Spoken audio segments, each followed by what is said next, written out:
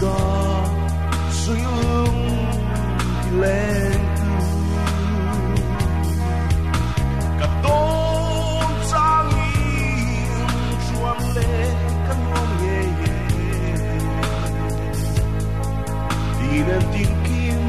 trường đó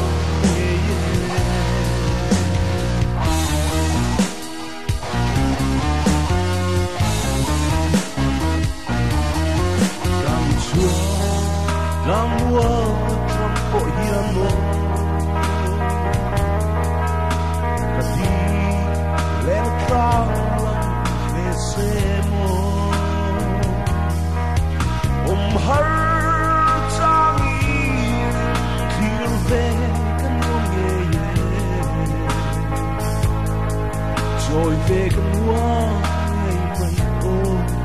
lung lên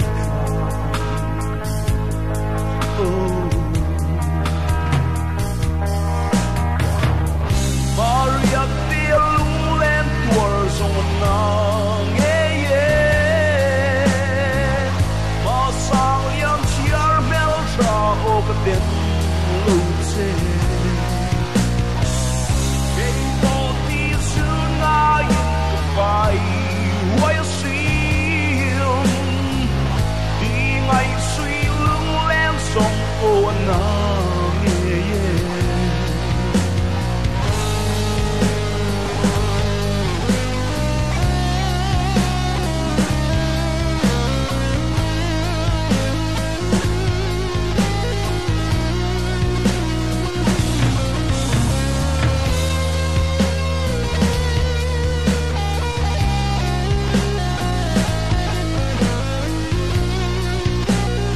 Hãy subscribe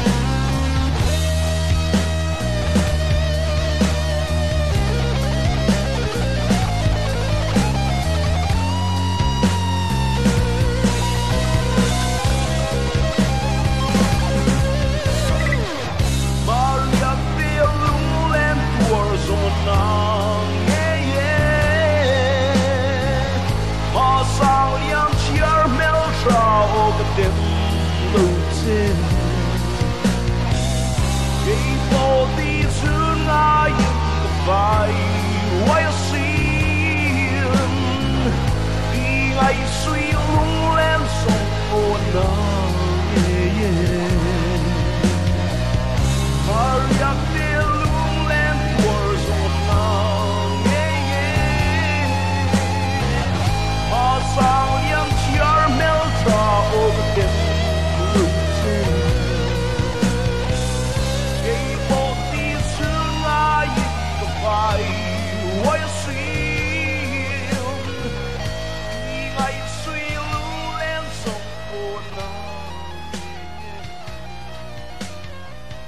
Hurry up.